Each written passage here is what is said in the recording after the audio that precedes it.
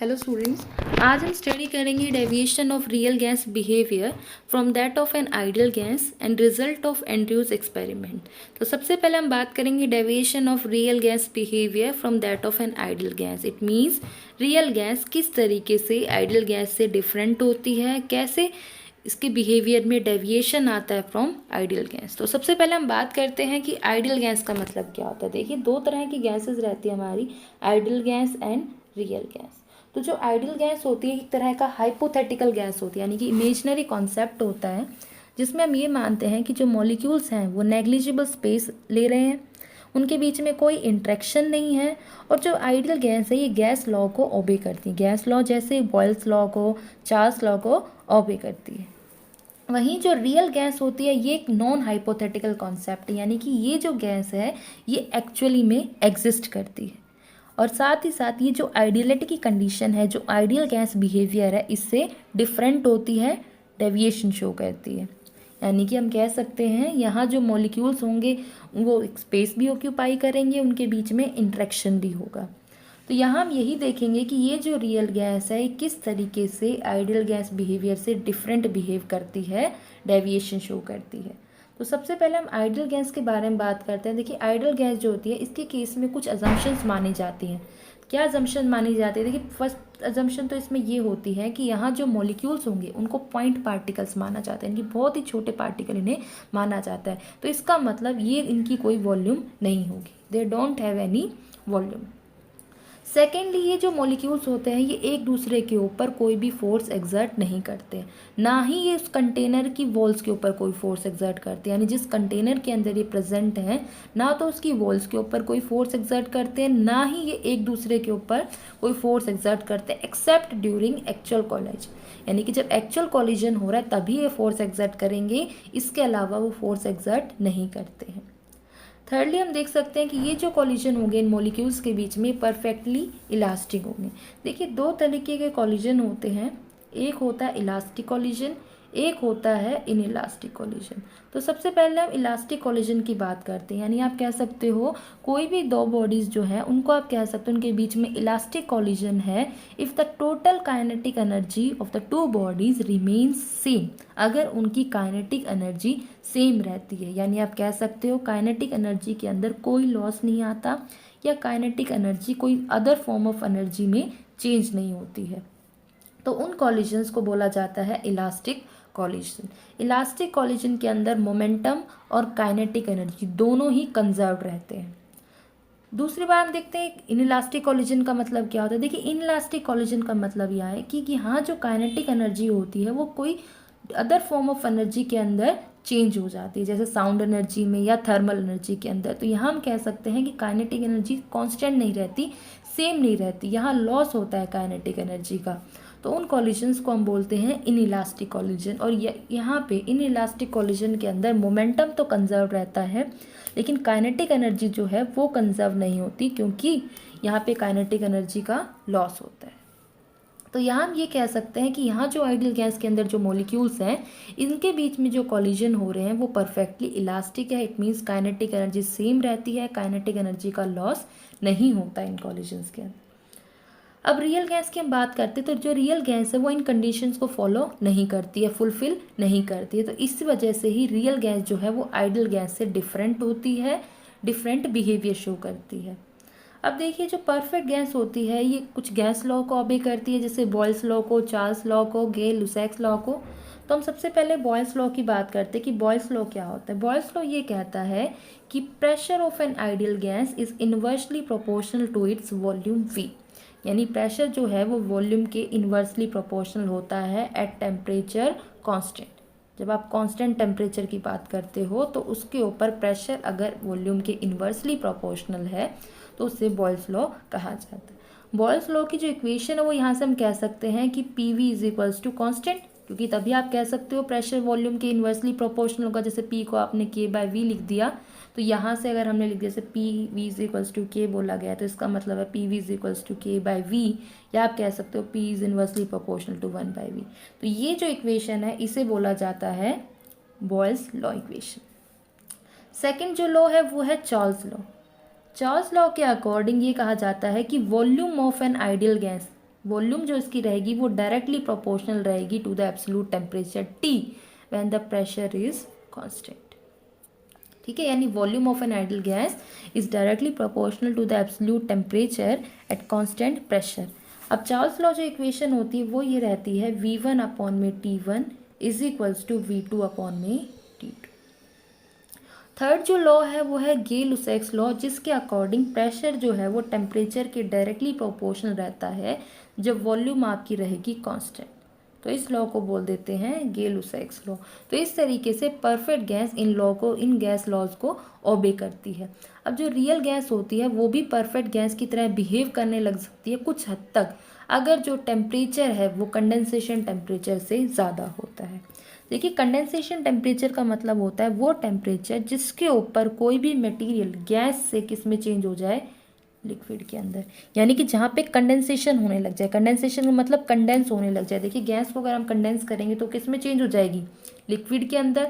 तो यहाँ यही कहा गया है कि जो रियल गैस है वो परफेक्ट गैस की तरह कुछ हद तक बिहेव कर सकती है अगर टेम्परेचर कंडेंसेशन टेम्परेचर से ज़्यादा हुआ तो। क्योंकि अगर कंडेंसेशन टेम्परेचर हुआ तो क्या होगा, कंडेंस हो जाएगी, गैस कंडेंस होगी तो लिक्विड में चेंज हो जाएगी, तो डेविएशन तो ज़्यादा हो ही जाएगा। तो इसीलिए गैस लॉ, ये रियल गैसेस परफेक्ट गैस की तरह बिहेव कर सकती है अगर टेम्परेचर कंडेंसेशन टेम्परेचर से ज़्यादा है। अगर कंडेंसेशन टेम्परेचर के नज़दीक रहा तो एक्सपेरिमेंटली ये देखा गया है कि जो प्रोडक्ट आता है प्रेशर और वॉल्यूम का PV, ये कॉन्सिडरेबली वेरी करता है, यानी कि ये वेरी करता है काफ़ी ज़्यादा। अगर PV वेरी करेगा तो इसका मतलब बॉयल्स लॉ भी नहीं हुआ, क्योंकि बॉयल्स लॉ कहता है PV is equals to constant. तो इस तरीके से कंडेंसेशन टेम्परेचर के ऊपर रियल गैस जो है वो आइडियल गैस की तरह बिहेवियर शो नहीं कर पाई। अब हम कुछ गैसेस की बात करें, जैसे hydrogen, helium, nitrogen, oxygen, air.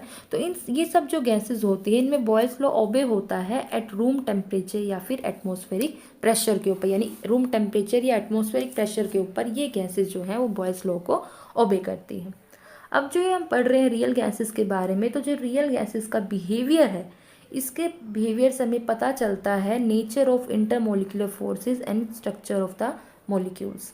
यानी ये जो रियल गैसेस का बिहेवियर है, इससे हमें पता चलेगा कि इंटरमोलिकुलर फोर्सेस का नेचर क्या है, या आप बताएंगे कि मॉलिक्यूल जो है उनका स्ट्रक्चर क्या है। तो ये सब हम पता कर सकते हैं रियल गैसेस के बिहेवियर के बारे में स्टडी करके। देखिए, अब आइडियल गैस इक्वेशन को कंसिडर करते हैं। आइडियल गैस इक्वेशन होती है PV is equal to RT। मान लीजिए इक्वेशन नंबर फर्स्ट है, यहाँ पे PVT है प्रेशर, वॉल्यूम और absolute temperature of the gas. R जो यहाँ पे है गैस कांस्टेंट है फॉर 1 मोल ऑफ गैस।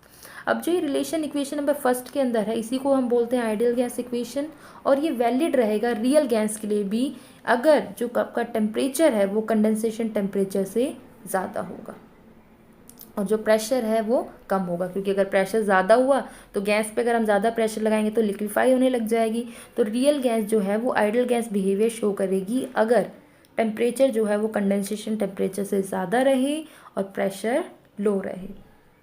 अब काफ़ी सारे एक्सपेरिमेंट्स किए गए regarding this real gas behaviour, जैसे डिफरेंट साइंटिस्ट थे, एंड्रयूज, अमेगेट, हॉलबर्ग। उन्होंने काफ़ी सारे एक्सपेरिमेंट किए, जिनके बाद जो केओन्स नाम के साइंटिस्ट ने उन्होंने एक एम्पेरिकल रिलेशन सजेस्ट किया। वो एम्पेरिकल रिलेशन था PV is equals to A plus BP plus CP square plus में DP cube and so on. मान लीजिए इक्वेशन नंबर 2 है, यहाँ PV जो है जो प्रेशर है और V यहाँ पे वॉल्यूम है। तो यहाँ पे जो ABCD है, ये ABCD कांस्टेंट है जिनका जो डिपेंड करते हैं इनकी वैल्यू नेचर ऑफ गैस के ऊपर। ABCD कांस्टेंट है जो डिपेंड करते हैं नेचर ऑफ गैस के ऊपर, और ये जो कांस्टेंट है ये टेम्परेचर के साथ चेंज होते रहते हैं।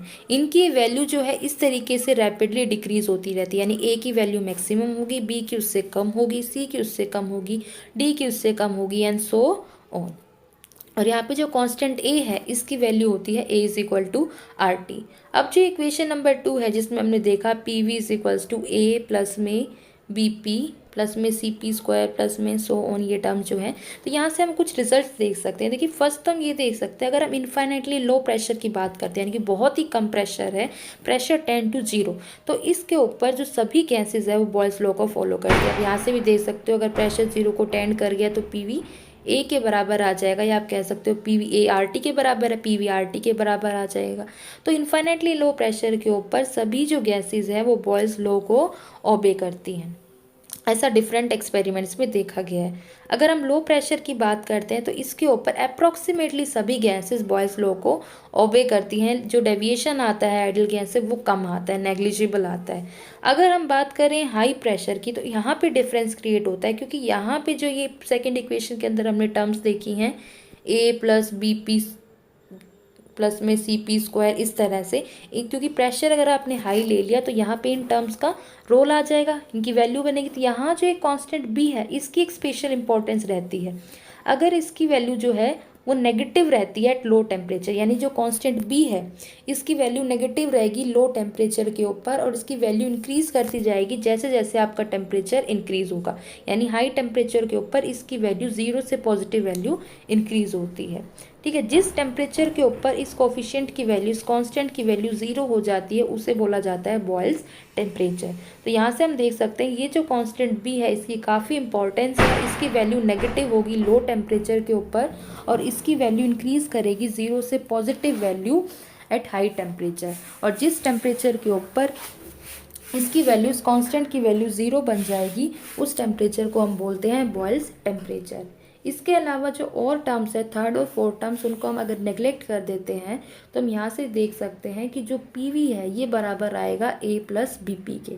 ठीक है, और बॉयल्स टेम्परेचर की बात करते हैं तो उसके ऊपर बी 0 होगा। अभी हमने देखा बॉयल्स टेम्परेचर ऊपर कांस्टेंट बी की वैल्यू 0 होती है।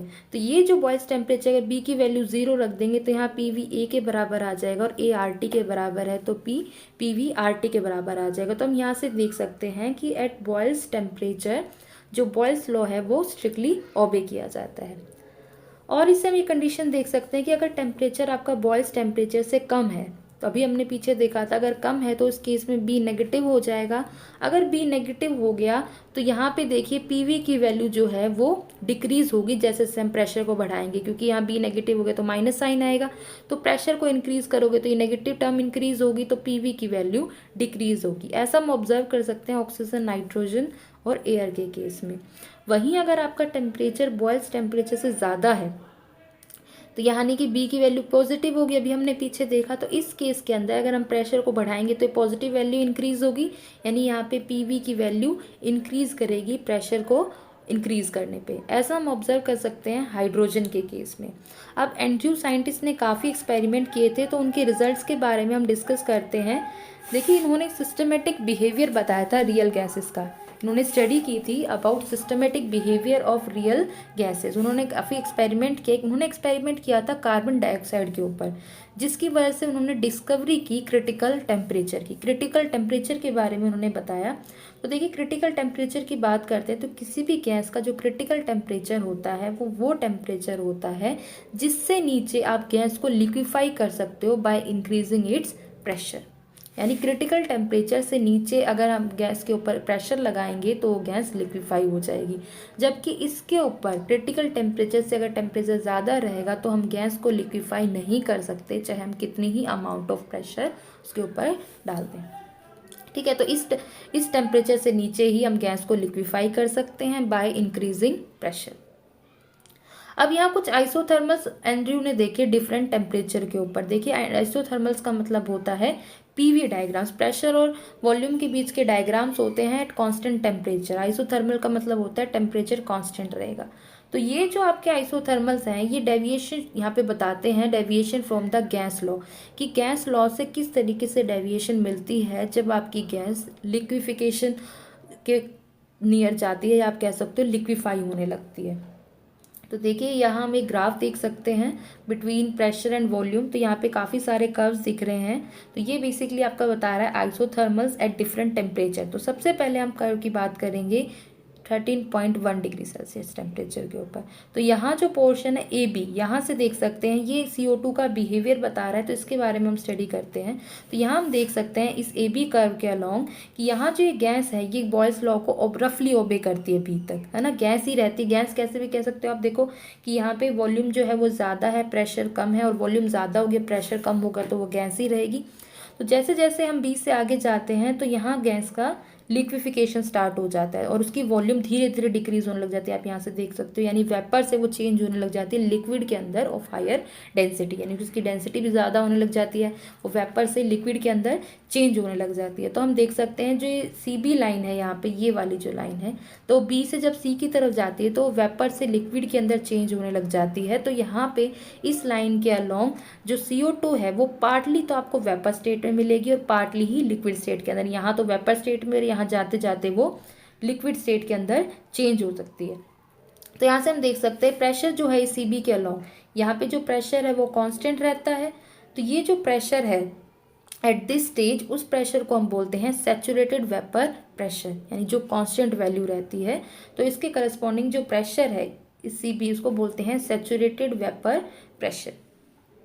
जो C है इसके ऊपर हम देख सकते हैं जो CO2 है, इस C के ऊपर यहाँ जो CO2 है वो कम्प्लीटली लिक्विफाई आपकी हो जाती है, कंप्लीट लिक्विफिकेशन शो करती है। और यहाँ पे जो CD कर्व हमें मिलता है वो इसके लिक्विड फेज के बारे में बताता है। लिक्विड फेज के बारे में, जैसे यहाँ पे आप खड़ी लाइन देख रहे हो, एक स्टीप लाइन यहाँ दिख रही है CD, तो ये लिक्विफिकेशन के बारे में बताता है। और ये जो CD लाइन है ये प्रेशर के एक्सिस के पैरेलल रहती है, अप्रॉक्सीमेटली पैरेलल रहती है। ठीक है, यहाँ जो पॉइंट C है ये रिप्रेजेंट कर रहा है स्टेट ऑफ बॉइलिंग को। स्टेट ऑफ बॉइलिंग को कैसे आप यहाँ देख सकते हो, यहाँ से टेम्परेचर धीरे धीरे इंक्रीज होता जा रहा है, 13.1 है, 21.5 है, 31.1 है। तो इस तरीके से C रिप्रेजेंट कर रहा है स्टेट ऑफ बॉइलिंग को। अच्छा, इससे ऊपर हम एक और कर्व कंसिडर करते हैं, एक और आइसोथर्मल कंसिडर करते हैं, EFGH एट टेम्परेचर 21.5, ये EFGH। तो ये जो कर्व है ये सिमिलर है ऑलमोस्ट ABCD की तरह। एक डिफरेंस है कि यहाँ पे जो ये हॉरिजेंटल पोर्शन है, हॉरिजेंटल पोर्शन है GF, ये स्मॉल है एज कम्पेयर टू BC। और BC कर्व किसको शो कर रहा था, ये लाइन लिक्विफिकेशन को, यहाँ लिक्विफाई हो रहे थे वेपर्स लिक्विड के अंदर। तो यहाँ हम देख सकते हैं कि जो GF पोर्शन है ये स्मॉल होता है as compare to the CB। तो सिर्फ यही डिफरेंस रहता है। तो यहाँ हम देख सकते हैं जो लिक्विफिकेशन होगा वो स्टेज थोड़ी डिक्रीज हो गई है। इस तरीके से जैसे जैसे टेम्परेचर को ऊपर बढ़ाते जाएंगे, 31.1 डिग्री सेल्सियस टेम्परेचर के ऊपर जाएंगे, तो जो हॉरिजेंटल पोर्शन है वो उतना ही डिक्रीज होता जाएगा, या आप कह सकते हो लिक्विफिकेशन उतना ही डिक्रीज होता जाएगा। जैसे हम देख सकते हैं 31.1 डिग्री सेल्सियस के ऊपर तो कोई भी बहुत है ही नहीं हॉरिजेंटल पोर्शन यहाँ पे, तो यहाँ पे लिक्विफिकेशन रहेगा ही नहीं। और इससे ऊपर हम जैसे जाते जाएंगे लिक्विफिकेशन हमारा 0 होता जाएगा। तो देखिए हम यहाँ से देख सकते हैं जो ये यहाँ पे जो 31.1 डिग्री सेल्सियस टेम्परेचर के करस्पॉन्डिंग जो आइसोथर्मल है उसे बोला जाता है क्रिटिकल आइसोथर्मल। और इससे ज़्यादा जो टेम्परेचर के ऊपर अगर हम बात करेंगे 31.1 डिग्री सेल्सियस है, तो वहाँ जो आइसोथर्मल मिलेगा वहाँ कोई हॉरिजेंटल पोर्शन नहीं होगा। आप देख सकते हैं यहाँ पे कि 31.1 डिग्री सेल्सियस से जब जाते हैं हॉरिजेंटल पोर्शन का तो सवाल ही नहीं है, कोई हॉरिजेंटल पोर्शन यहाँ पे नहीं है। तो इसका मतलब जो है कि CO2 जो है वो लिक्विफाई नहीं हो सकती at any temperature above 31.1 degree Celsius, यानी इससे ऊपर जो लिक्विफिकेशन होगा वो 0 होगा। अब यहाँ पे एक डॉटेड कर्व है जो आप देख सकते हो, यहाँ पे एक डॉटेड कर्व, यहाँ ये रहा, इसको हम शो कर सकते हैं BFPGC, ये एक डॉटेड कर्व मिल रहा है। जैसे जो हॉरिजेंटल पोर्शन इनके एक्सट्रीम पॉइंट्स को, एक्सट्रीमिटीज़ को हम ज्वाइन कर रहे हैं, तो इस तरह से P पॉइंट को यहाँ पे टच कर रहा है। तो ये जो डॉटेड कर्व है BFPGC joining the extremities, original portion की एक्सट्रीमिटीज़ को जो ज्वाइन कर रहा है, ये टच कर रहा है क्रिटिकल आइसोथर्मल को, यानी कि जो P पॉइंट के ऊपर टच कर रहा है, और उस P को ही क्या बोला जाता है, क्रिटिकल पॉइंट बोला जाता है। और इस क्रिटिकल पॉइंट के करस्पॉन्डिंग जो प्रेशर होगा या जो वॉल्यूम होगी उसे बोला जाता है क्रिटिकल प्रेशर और क्रिटिकल वॉल्यूम, यानी PC और VC। अब क्रिटिकल प्रेशर का मतलब क्या होगा, ये वो प्रेशर होता है जिसके ऊपर हम गैस को लिक्विफाई कर सकते हैं। अगर टेम्परेचर आपका बिलो है क्रिटिकल टेम्परेचर, तब हम गैस को लिक्विफाई कर सकते हैं। ठीक है, उसे हम बोल देते हैं क्रिटिकल प्रेशर। और जो क्रिटिकल पॉइंट के करस्पॉन्डिंग वॉल्यूम होगी उसे बोल दिया जाएगा क्रिटिकल वॉल्यूम। अब यहाँ देख सकते हैं टेम्परेचर 48.1 डिग्री सेल्सियस टेम्परेचर की बात करेंगे, तो यहाँ जो आइसोथर्मल है वो CO2 का जो आइसोथर्मल यहाँ हम देख रहे हैं वो रिजेंबल करेगा टू दोज ऑफ एयर, यानी कि ये जो आइसोथर्मल्स मिले हैं CO2 के, अगर हम 48.1 डिग्री सेल्सियस टेम्परेचर से ऊपर की बात करते हैं तो ये एयर के आइसोथर्मल्स को रिजेंबल करेंगे। और उससे ज़्यादा अगर हायर टेम्परेचर की हम बात करते हैं तो ये रिप्रेजेंट करेंगे आइडियल गैस के आइसोथर्मल को। So this is about deviation of real gas from ideal gas behavior. Thank you.